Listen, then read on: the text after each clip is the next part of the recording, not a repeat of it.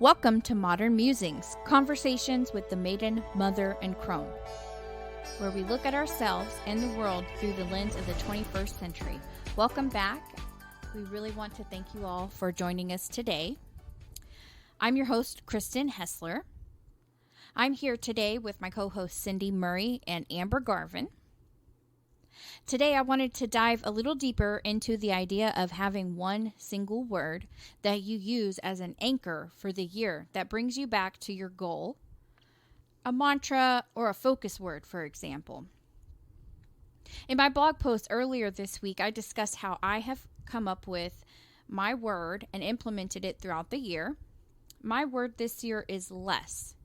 Today, I would love to discuss with Amber and Cindy how they use their word throughout the year.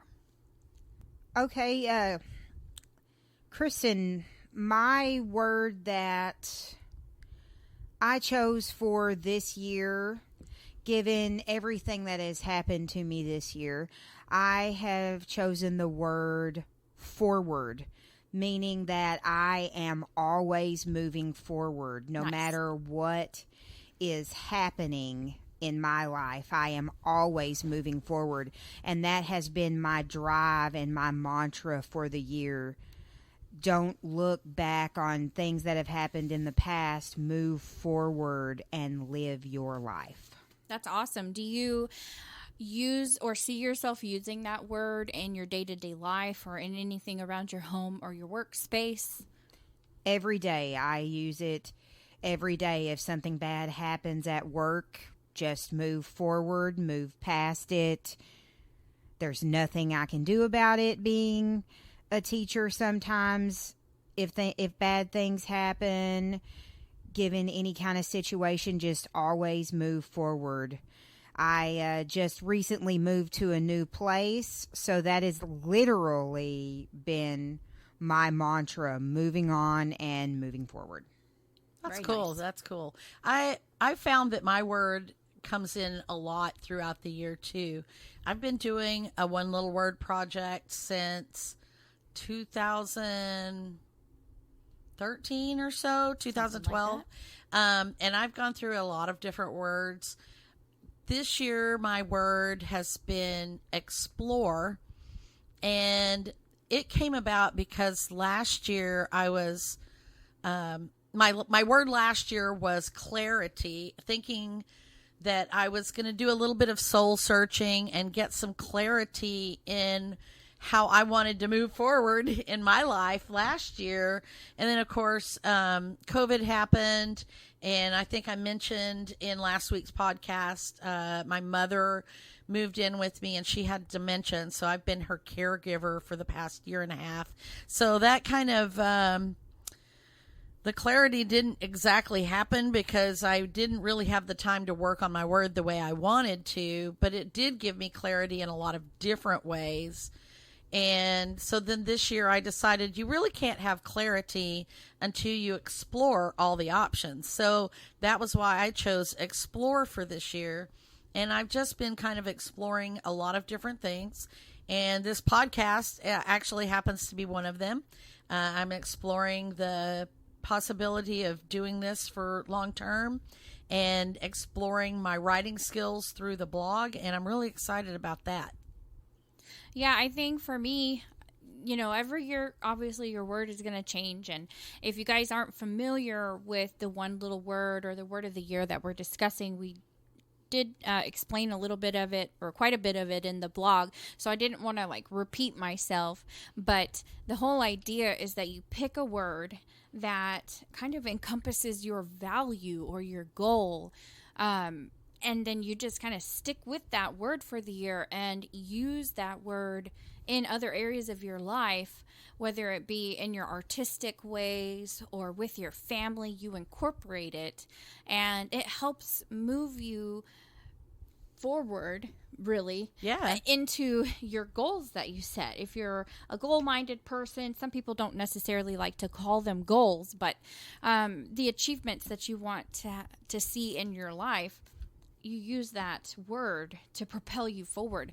So one year I used health or healthy, and then the year before I used harmony. I was going through a lot of stress with changes in my life, becoming, a fiance, and my now husband had moved in. His daughter moved in with me, and there was a lot of things going on in my life that I was trying to make balance with. So I chose the word harmony because I didn't feel like I needed to get rid of any of those things. I just wanted to create this space and environment where I felt comfortable. And sometimes it wasn't actually just making harmony, but just seeing that where it was and embracing the places that harmony was already there. Exactly. And that's where a lot of the clarity in my life last year happened. It wasn't so much navel gazing that I thought I was going to be doing. I really pictured myself doing a lot of meditating and soul searching and trying to find out where was my place in the world and what I was going to do, because I was pretty much an empty nester at that point. And I just kept thinking, is this all there is? Is there something more out there? So I want some clarity. Where's my space? And I really didn't spend any time doing that meditating and stuff. I was just go all year long, because I was taking care of my mother and my niece, and my husband was working from home, and my business completely went away because I'm a travel agent, and we weren't traveling last year. So I didn't really get the kind of clarity I was looking for, but then I found that there was clarity already there. I just wasn't stopping and seeing it. Well, and I think too, like, you were getting the clarity, but it may not have been necessarily what you wanted to see. I wanted to see. Yeah, right. And that was a lot of it too. So I had the clarity. I found, I realized that my family is the most important thing to me. And that was the clarity that I needed. I needed to back off of some of the things I was doing and focus more on my family. And that clarity was really there all along. But having my focus on that word helped me see that clarity was really already there. I just wasn't listening to my inner self. My intuition was screaming at me, and I was just ignoring it. And that's one of the things I see with using a power word or one little word or something like that, is that it really helps you see what's really there as well. And even with the explore that I'm using this year, it touches every aspect of my life. I have explored doing things. I have explored not doing things. I have explored the inside of my eyelids a lot. Yes. There's a lot of things that I've done with the word explore, and sometimes it means doing less so that you have more room to do more. That is my word, less. And with my word less, I was thinking less weight, less stress, less debt, less food, less anger and resentment, less clutter, less wasted time, less TV, and every single one of those means more of something else. And so really, it's also harmony in a way. There's that balance. So I really do love exploring the word and really seeing how it develops over the year, especially when you come to the end of the year and you're really like kind of reviewing your year and kind of playing with it and seeing where it's taken you. Now, Amber, from what I understand, you do something with your students, right? With your word? Yes. At the beginning of the year in January, when we come back from Christmas break, I have my students do their own one little word project. And they have to think of a word that is going to drive the rest of their school year. How do they want to end the school year, go into the summer, and go into the next school year? Now, a lot of students usually pick something sports related or something grades related because it's school and the kids want good grades. They want to pass their tests. And, but it is definitely like a personal self-reflection thing for kids when they come back from Christmas break. And I always tell them that, you know, new week, new start, new year, new start. If they messed up last week, they have a new start, a new chance to make things better. And so that word is really inspirational for them. And sometimes they even come up with their own inspirational quotes related to the word. And we explore those words further throughout the semester. Which, of course, I am an English teacher, so words are just kind of a thing in my classroom. Right. So, have your students come up with any unusual words or any that you thought were particularly insightful? I know you said that a lot of them are related to grades and sports, but are there any that kind of surprised you or that you saw the kids manifest after they picked those words? Well, I had one student in the past that her word was inspire because she wanted to inspire others to reach their own potential. And so she kind of went out of her way to be a class leader and inspire those kids that were behind her. So I even encouraged her. I was like, well, how can you become more inspirational with this word? And she said, I can help. When I'm done with my work, I can help students with their work. I can be an encourager. Yes. And that was definitely a proud moment that I had as a teacher whenever we were doing our one little word. And what teacher doesn't want a student that helps the other students understand the content? Right, yeah. Of course, I mean, some kids can definitely put it in a way that even I can't put it to make them understand. Oh, right, because they have those TikTok metaphors. Of course, it's all about the TikTok. Well, I'm glad you mentioned manifesting because that was something that I didn't even get a chance to brush on in my blog, and I was hoping I'd get a chance to bring that into light during the podcast. Is the year before last year, my word was change. And something that you really want to make sure when you're picking your word is that you are ready to embrace whatever that word manifests. And boy, did I manifest change. I became a wife and a mother. And I mean, when I picked that word, I was not even in a committed relationship. Yeah. And I was just looking for some new, well, I have to go back and look when exactly I picked that word, but there was a lot of things that came about. I mean, change after change after change, and it was good changes, and some things that I probably thought weren't good changes at the time, but they were absolutely good changes for me. And really, when the whole art of the word is not just to think it every day, but to speak it and to put it into action, and everything that you do, you embody that word. So if your word is change and you're walking around, and you always walk past the same, pile of junk on the ground outside when you're walking, and you just keep walking past it, your word is there to encourage you to change your behavior.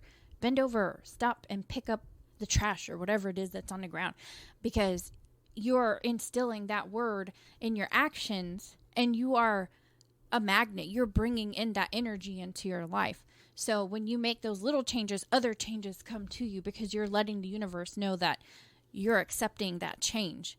Whereas yours was clarity. You let the universe know that you wanted clarity, whether you really wanted to hear what it had to tell you. You had to see it. I was very surprised at what the universe had to tell me with clarity, because I really thought it was going to say, yeah, go out there and be a travel agent and do lots more group cruises and make lots of money. Or I thought it was going to say, no, you don't need to be doing the travel agency anymore. Stop doing that and go do this instead, or something like that. And really the clarity that I got was more about what was important to me. Absolutely. And the kind of clarity that I received was what I needed to hear. I wasn't listening to it. What do they call that? The niggle? The niggle. There was a niggle that was niggling feeling that just drives you crazy. And the more you ignore it, the louder it gets. Crazy it drives you. It drives you crazy. But if you keep ignoring it, it just keeps bugging you until you listen to it. And that's kind of what clarity was for me. It was a slap upside the head that said, you have not been listening to your own instincts about the things that you really want. It's already there inside you.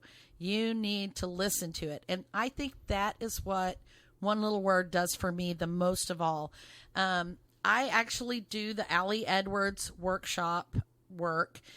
So I have an album, and you can view a lot of my work over on my Crafty Neighbor blog and my Crafty Neighbor Instagram account. And I will link those also on the Modern Musings blog so you can see what I've done.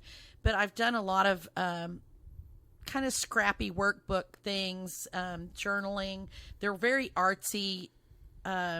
Mixed media arts and things like that. And they've really helped me work my way through my words, because the prompts that she gives are things I don't even know how to explain. Like, one of them is it comes from a Brene Brown book, and the quote is, what stories are you telling yourself?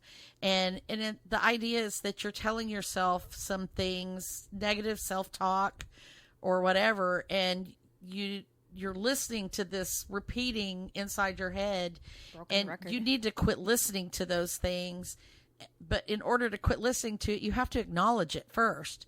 And so one of the things that we work on in this workshop in my album is writing down or documenting those things that I tell myself, that, maybe that I'm not worth it, or that it's because I grew up poor, or because of this or that or whatever, or I don't have time to do this or whatever. And by telling myself those things, those are self-limiting thoughts.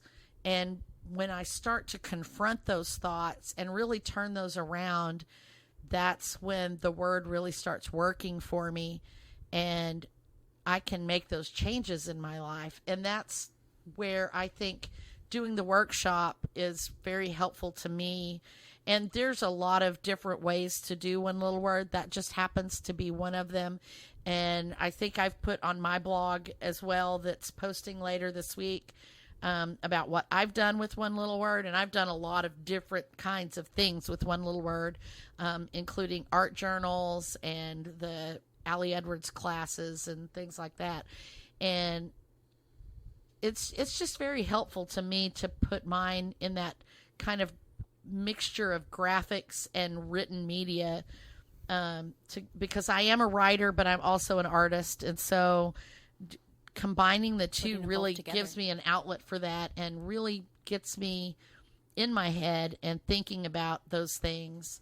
And that's how the word makes those changes in my life.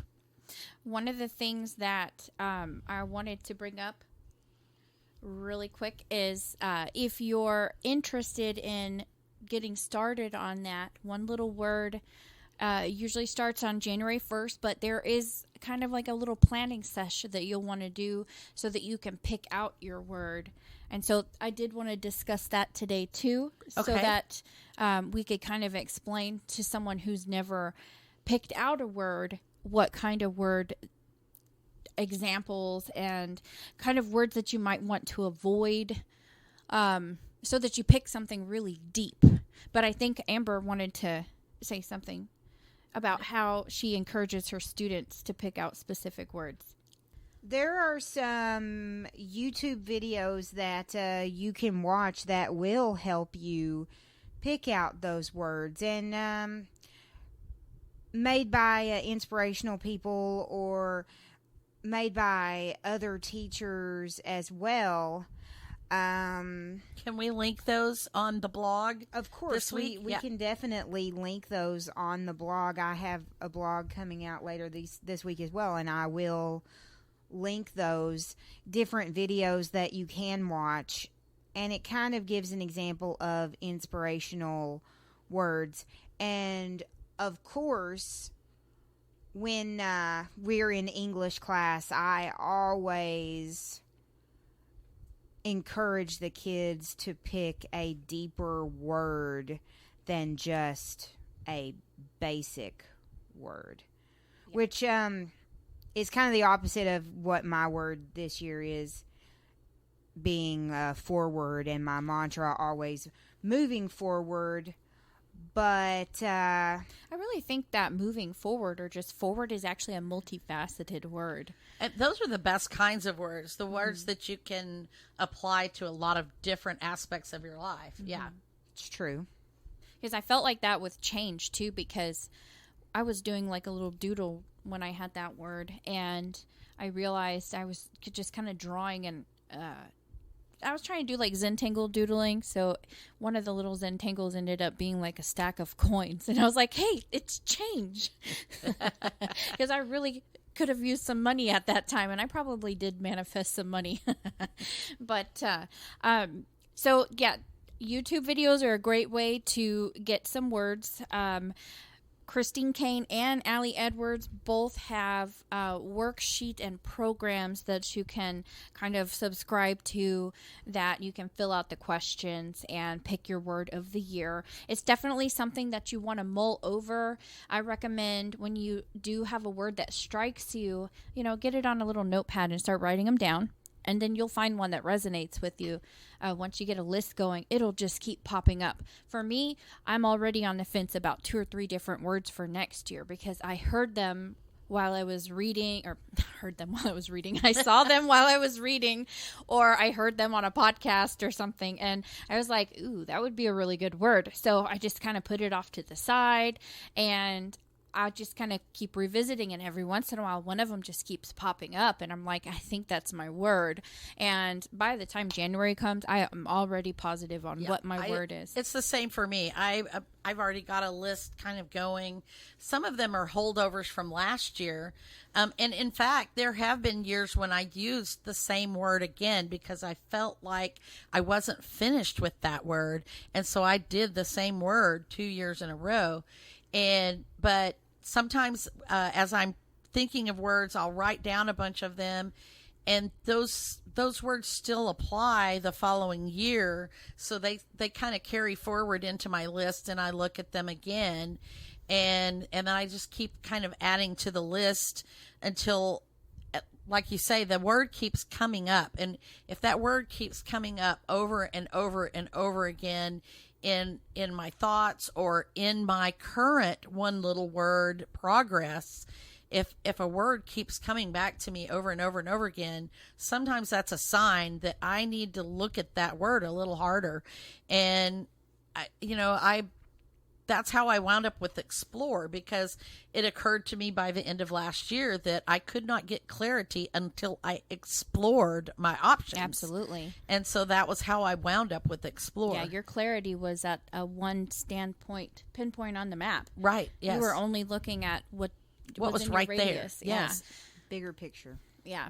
So obviously on this topic, I can tell you that we are going to be revisiting this one periodically because it is something that you work on throughout the year and things come up. I mean, everybody in 2020 that does one little word and power word and word of the year hit a real shock when, there was COVID lockdown and we realized, wow, some of us had a problem with our word really like being applicable, and we still had to kind of work it in and stick with our word. So, definitely stay tuned. We will be coming back on this subject.